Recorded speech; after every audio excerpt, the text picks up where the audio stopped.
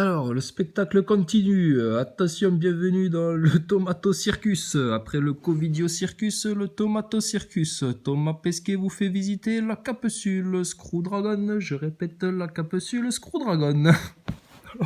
Putain, mais t'es même pas dans l'ISS que ça commence déjà le spectacle. Alors, bonjour à tous. Je suis Thomas, votre guide touristique du jour. Pourquoi c'est toi qui fais ça? Pourquoi c'est pas l'Américain qui fait cette vidéo-là? Parce qu'il faut que... C'est sur la France que ça repose. Si les Français en bouffent du spatial, s'ils comprennent pas l'arnaque cette fois-ci, c'est bon, ça va passer et après vous allez vous la prendre. Alors, deux choses remarquables dans cette séquence. Déjà de une, vous avez enlevé vos combinaisons. C'est pas possible. Ils sont à 3 pour vous mettre les combinaisons. Vous êtes installés sur des sièges là en position demi-allongée. C'est tout un bordel pour vous mettre la combinaison. Puis là, hop, ça y est, à peine le décollage terminé, vous enlevez vos combinaisons. Donc, elles servent à quoi les combinaisons? Elles servent juste à faire joli au décollage, à faire astronaute. Mais en fait, vous en avez pas besoin des combinaisons. Et on nous a raconté dans d'autres interviews que pour des questions de dépressurisation, vous avez un tuyau qui reste accroché au siège. Enfin, faut vous amarrer au siège, etc. Mais putain, mais donc c'est tout du spectacle. On comprend pourquoi ça a été dessiné par Marvel, vos combinaisons. Elles ne servent qu'à un décor. Donc c'est bien, tu réponds au moins à une question, c'est que pour faire pipi et caca pendant les 24 heures de voyage, bah vous avez enlevé la combinaison, et donc il y a des WC dans le Crew Dragon. Thomas Pesquet, tu peux nous montrer les WC du Crew Dragon, s'il te plaît, voir comment c'est fait? On a besoin de voir ça. Pour des questions de vérification scientifique, là. Montre-nous les WC du Crew Dragon. Donc bah là, il n'y aura pas d'histoire de changement de couche, puisque apparemment ils peuvent faire pipi, caca comme ils veulent, c'est contrairement au Soyuz. Affaire réglée. Par contre, ta combinaison, bah excuse-moi, t'aurais pu embarquer directement en t-shirt comme ça, parce que ça sert à que dalle en fait votre combinaison. C'est juste du folklore, ça fait joli à la caméra. C'est sympa. Elles sont faites pour être jolies, comme tu le disais, dessinées par Marvel. Bon, ensuite, qu'est-ce qu'on a d'autre? Alors écoute ça. Putain, le spectacle commence, tu sais. Donc ça, bien entendu, ça a été tourné en avance, hein, les neuneux Nazaboy. Ils vous font croire que c'est en direct du Crew Dragon, là, pendant qu'ils y après le décollage, etc. Mais que dalle. Hi everyone, I'm Thomas, Mission Special Hub, your tour guide today in the Crew Dragon Endeavour capsule. Thanks for flying with us. Welcome on board. Welcome on board. Welcome on board. Il insiste bien sur le on board, parce qu'ils sont bel et bien à bord, parce qu'ils sont pas du tout en train de te mentir. Putain, Thomas, qu'est-ce que ça va être pendant 6 mois? T'es même pas encore arrivé que tu leur screws déjà tout le poteau rose, là. Hi everyone, I'm Thomas, Mission Special Hub, your tour guide today in the Crew Dragon Endeavour capsule. Thanks for flying with us. Welcome on board. Maître loyal. Ah oui, il est loyal, Thomas. Ah, c'est un honnête homme. Qu'est-ce qu'il est simple. Ah, c'est un mec honnête, bien sûr. Il vous fait partager son voyage. Il a que ça à foutre, tu sais. Ils ont que ça à faire. Le spectacle commence. Ça y est, c'est parti. Le Tomato Circus. Donc, je te la repasse un dernier coup. Mais écoute bien. Le on board. Welcome on board. Ah oui, il faut qu'il y mette de l'enthousiasme. Il faut que tu y crois. Hi everyone, I'm Thomas, Mission Special Hub, your tour guide today in the Crew. Hein, t'as vu quand il pointe la caméra avec le doigt comme ça? C'est bien. Quand tu fais ça, Thomas, c'est bien. Ça, on y croit encore plus. Dis donc, les petits vitrages là, les petits hublots de ton Crew Dragon, j'espère qu'ils sont plus blindés que les vitres du Cybertruck que Elon Musk avait présenté en conférence de presse. Ah, parce que la fois là, il s'est ratatiné devant tout le monde, hein, le pauvre. Hein. Et là, si vous prenez une merde à 10 000 km/h dans les carreaux, Carglass rempart, Carglass remplace, je sais pas si ça fonctionne dans l'espace. Hein. Dragon Endeavour capsule. Thanks for flying with us. Welcome on board. Welcome on board.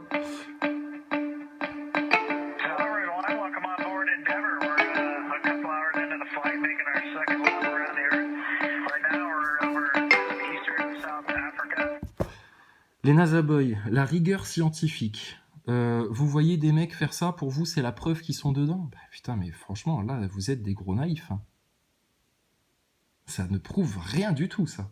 Ils peuvent vous raconter ce qu'ils veulent, comprenez-le bien, ça. Et ils vous racontent ce qu'ils veulent, parce que regarde la suite, c'est énorme.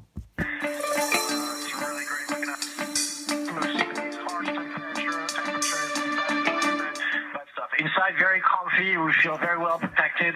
Alors dedans c'est très confortable, bah tu m'étonnes. Et putain, dans le Soyuz vous étiez engoncé là dans vos combinaisons de cosmonautes là, au cas où il y a une dépressurisation, que vous puissiez au moins survivre un peu dans l'espace quelques instants, le temps qui vous renvoie, je sais pas, peut-être une autre fusée pour venir vous repêcher. Enfin j'en sais rien. Là vos combinaisons, au bout d'une heure, c'est bon, vous les avez enlevées, ça sert plus à rien vos combinaisons en fait, donc bon, bah, c'est bidon, hein, c'est juste du décor. À l'intérieur, c'est très confortable, bah, on imagine bien, dis donc, c'est comme une première classe là, dans un avion. Qu'est-ce qu'il fait le japonais là? Il dort? Oshide, tu dors? Donc c'est hyper confortable. Mais quel énorme spectacle. On se sent très bien protégé et tout est super. Énorme. Et alors attends.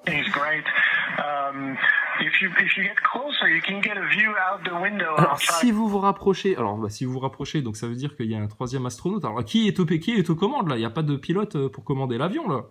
Parce que toi t'es en train de faire ton blabla, Oshide il dort et apparemment il y a un autre mec qui tient la caméra. Qui c'est qui pilote là? Qui c'est qui est aux commandes?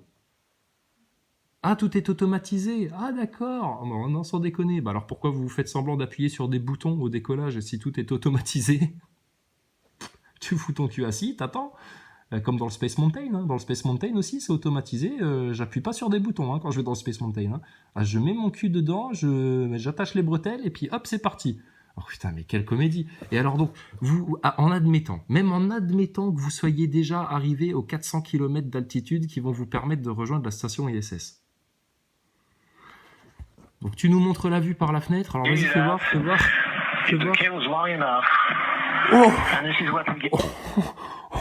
Oh là là. Oh là là, je suis choqué par cette énorme courbure à seulement 400 km d'altitude. T'as vu ça où, Pesquet, putain? Vous avez vu ça où? À 400 km d'altitude, mon gars. T'es censé être comme ça, là. Tu vois rien. Tu serais censé voir un horizon plat comme ça, à 400 km d'altitude. Et regarde-moi ça, la putain de courbure qui te monte, les gaillards, là. Mais attends, Thomas, il y a un autre problème, là. Déjà d'une, vous avez perdu vos combinaisons. Alors là, s'il y a un problème de dépressurisation ou quoi que ce soit, et comment vous allez faire pour remettre vite vos combinaisons si jamais il y a un problème de dépressurisation? Imagine une caillasse qui arrive dans ton hublot, là, qui perce le hublot, parce que tu sais, les vitrages blindés de chez Elon Musk, attention, danger, hein. Imagine, on te perce le hublot là, micrométéorite, un boulon, parce que vous êtes en basse orbite là, le temps de rejoindre les 400 km d'altitude. Vous pouvez vous prendre un boulon, il y a un déchet spatial, une merde, une petite micrométéorite. Dépressurisation de l'appareil. Vite, faut qu'on remette nos combinaisons, que il faut 3 personnes pour nous installer dedans. Normalement, soyez logique, putain. Normalement, ta combinaison, du départ jusqu'à l'arrivée, tu ne l'enlèves surtout pas. Parce que si jamais tu as un problème de dépressurisation, mon gars, comment tu survis là en ayant enlevé ta combinaison? Donc au niveau sécurité, donc on a vu l'histoire de la quarantaine. Alors il passe la journée avec sa femme et puis le lendemain ils osent même pas se toucher pour se dire au revoir. Mais quelle comédie! La combinaison, il l'enlève pendant le voyage, donc dépressurisation. Alors là, sécurité, c'est 0. Et puis, cet enfoiré-là, il te montre la vue à moins de 400 km d'altitude, forcément, hein. 400 km inférieur ou égal. Hein. Et il te montre ça comme courbure. Putain, faudrait être à des milliers de kilomètres Pesquet. On peut faire l'expérience sur Google Earth. C'est n'importe quoi ton histoire. Donc, je t'informe d'un truc, Pesquet. Faites demi-tour avec le Screw Dragon parce que vous êtes allé trop haut. Vous avez dépassé la ligne orbitale de 400 km d'altitude là, pour offrir un tel point de vue à vos téléspectateurs dans votre grand spectacle. Donc, Thomas, on sait que t'es qu'un acteur dans ce film-là. Le problème, c'est les metteurs en scène. Vous êtes mauvais, putain. Vous prenez vraiment les gens pour des macaques. Vous les prenez vraiment pour des crétins. Une courbure comme ça, à 400 ou inférieur à 400 km d'altitude, mais vous avez mangé de l'herbe ou quoi? Sérieux, vous fumez des champignons? Qu'est-ce qui vous arrive à la NASA et à l'ESA? Vous nous prenez vraiment pour des guignols. Donc là, il est même pas encore arrivé dans la station ISS, votre gaillard, que ça fait déjà... Putain, ça commence à faire déjà des kilos d'incohérences, d'anomalies et de contradictions dans votre histoire. Or, vous êtes censé faire un truc hyper scientifique, hyper rigoureux, où il est censé y avoir rien. Normalement, on devrait même pas avoir des choses à remarquer comme ça. Pas une seule. On en a tous les jours. Et c'est parti pour 6 mois de grands spectacles comme ça. Donc, allez-y, hein. Mais ils enlèvent les combinaisons alors qu'ils sont toujours en risque d'avoir une dépressurisation à n'importe quel moment. Logiquement, le mec de Houston, de la Floride, là, de la base de contrôle, le patron de l'ESA de la NASA, il devrait leur dire: oh, Thomas, c'est bien beau de faire le mariole là, on board, dans ton Crew Dragon, vous allez me remettre la combinaison tout de suite là, hein. Et puis vous allez vous manier le cul parce que déjà quoi, il nous faut 3 personnes pour vous l'installer sur le dos, donc je sais pas comment vous allez faire là. Putain, mais franchement, et il y a des gens qui gobent encore ça et qui comprennent pas le poteau rose, à quel point c'est du spectacle. Tu vas dans une attraction Disney, à Disneyland, tu regardes l'écran là pendant la file d'attente là où on te fait rêver, là où on te met dans l'ambiance, etc. C'est la même chose. C'est le même spectacle. Donc putain là, excusez-moi, mais voilà ce qu'on a la chance de voir. Thomas Pesquet, si ça t'as la chance de le voir, pourquoi on t'a fourni des lunettes de réalité virtuelle là?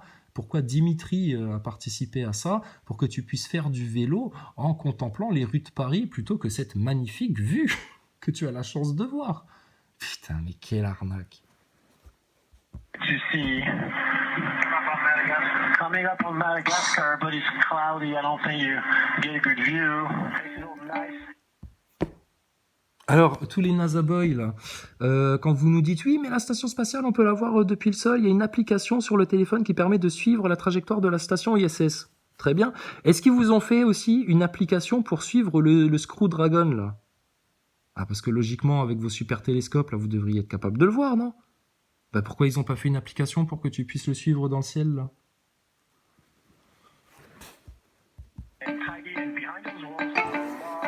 Alors, tous les équipements, Thomas Pesquet, hôtesse de l'air, expérimentateur de mini-cerveau, acteur, acrobate, accroché à des câbles, enfin, il peut tout faire. Donc, rappelle-toi, quand t'es parti en Soyouz, putain, ça a dégueulé de sacs d'affaires, de trucs, de machins, parce que, on imagine bien, hein, tu nous ramènes pas juste tes slips, tes chaussettes, ton saxophone, un ballon, 2-3 jouets, des conneries. Ah non, il y a du matériel de maintenance, il y a peut-être des outils à changer, il y a peut-être des... Donc vous dégueuliez de trucs, de sacs de rangement. Rappelle-toi comment c'était, Thomas. Tu m'étonnes que c'est plus confortable et puis qu'il y a un peu plus de place pour les genoux, comme tu le disais. Pesquet Soyouz. Où est-ce qu'il est, notre Pesquet en Soyouz? Voilà, il est là. Regarde comment c'était. Il pouvait même pas relever la tête. Hein, et dans cette condition-là, il y a des NASA boys qui sont venus nous dire « Oui, mais non, ils peuvent se décrocher du siège et puis pendant le trajet, ils font pipi dans le Soyouz. » Alors que le Russe, regarde, qui est au milieu, il avait la super barre de fer, la barre de fer tout. Mais là, c'est pas pour pousser les sacs à merde au fond de la cuvette. Là, c'est la barre à pousser les boutons. Parce que, tu vois, ils étaient tellement loin du panneau de contrôle, parce qu'ils sont tellement cons à la NASA qu'ils les installent loin du panneau de contrôle, il leur fallait une petite baguette, hein, au risque de ripper sur le mauvais bouton et d'appuyer sur le mauvais bouton, Thomas. Le truc qui fait que tu ne dors même plus les nuits. La peur d'appuyer sur le mauvais bouton. Au risque d'appuyer sur le mauvais bouton, ils avaient une petite barre en métal comme ça pour appuyer sur les boutons. Bon, enfin, bref. D'accord. Donc là, regarde. La tonne de bordel que vous aviez. Alors, vous étiez payé le luxe d'avoir 2 petites peluches en supplément. Hein.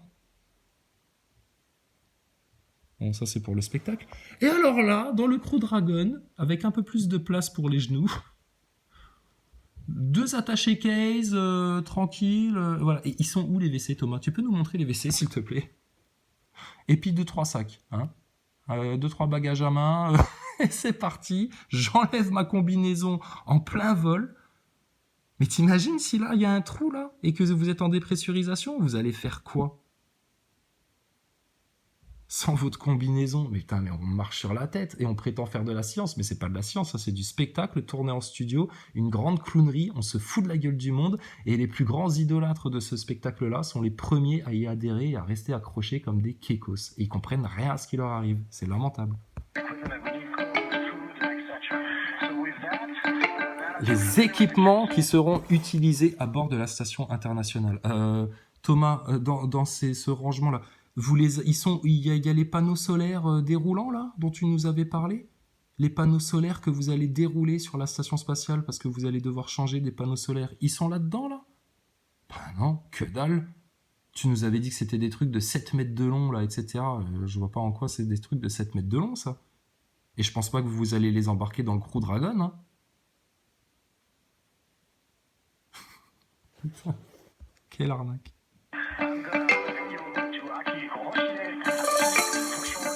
Donc pour tous les NASA boys qui disent oui mais non, arrêtez de dire c'est la NASA parce qu'il y a aussi l'ESA. Ferme ta gueule, regarde. NASA, d'accord? NASA. Tu la vois la petite langue de serpent là? Voilà, NASA. C'est la NASA. L'ESA fait quelque chose, et ça c'est des déclarations de Thomas Pesquet, l'ESA veut faire quelque chose, un truc, faut qu'elle en réfère à la NASA. Les Japonais veulent faire un truc, faut qu'ils en réfèrent à la NASA. Un tel machin, Roscosmos, ils veulent faire un truc. C'est avec la NASA que ça se décide. C'est la NASA qui chapeaute tout. D'accord? C'est comme dans le monde économique, t'as la maison mère, et après t'as la succursale, ils vendent tel produit pour te faire croire qu'il y a de la concurrence et du choix. Mais tu achètes toujours à la même maison mère. LVMH. Bam! Terminé. Donc leur voyage doit durer près de 24 heures. Oh bah putain, en 24 heures, dis donc, t'en prends des risques à enlever ta combinaison comme ça. On imagine c'est bien plus pratique pour faire pipi et ne pas avoir besoin de changer ses couches en arrivant. Mais on a la mémoire, nous, de ta mission de 2016. Mais qu'est-ce que c'est ça? Oh, ils leur ont mis une petite bouteille d'eau pour au cas où ils veulent se rafraîchir pendant le voyage. C'est mignon les Playmobil de l'espace, dis donc.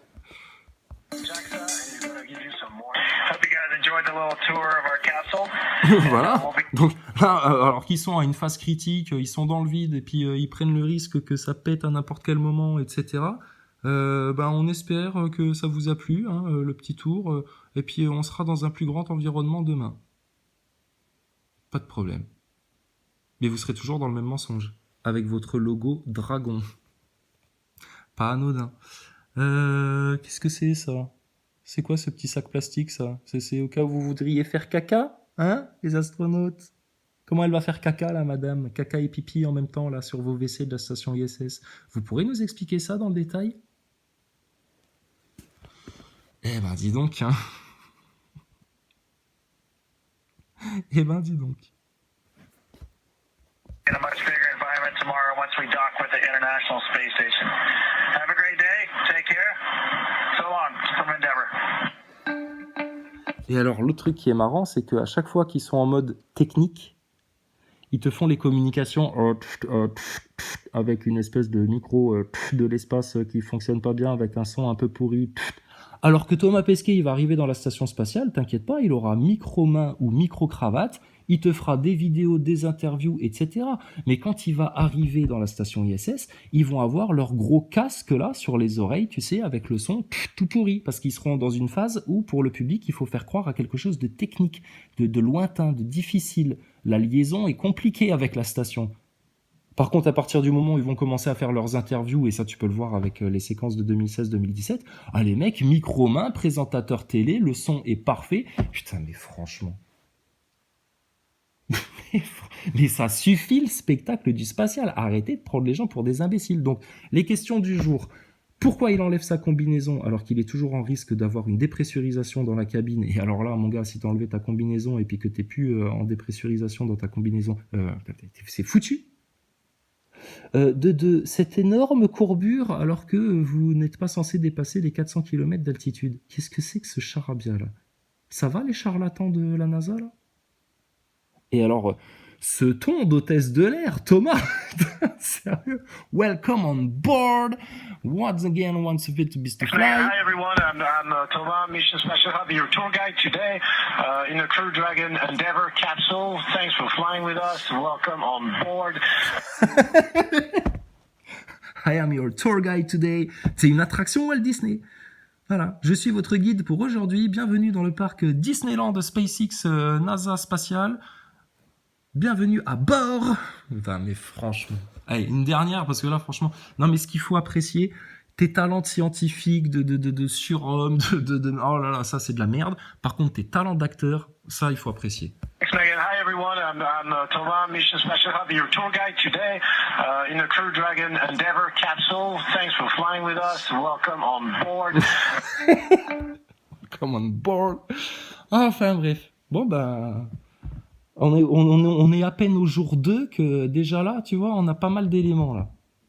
Et puis sur cette histoire de quarantaine avec Anne Motet là, La veille, ils faisaient les papiers, et puis le jour du décollage, ils font semblant de pas pouvoir se toucher, etc. Mais arrêtez tout, putain, sérieux, vous foutez de la gueule de qui, là, les agences spatiales? Allez, bon week-end, les neuneux.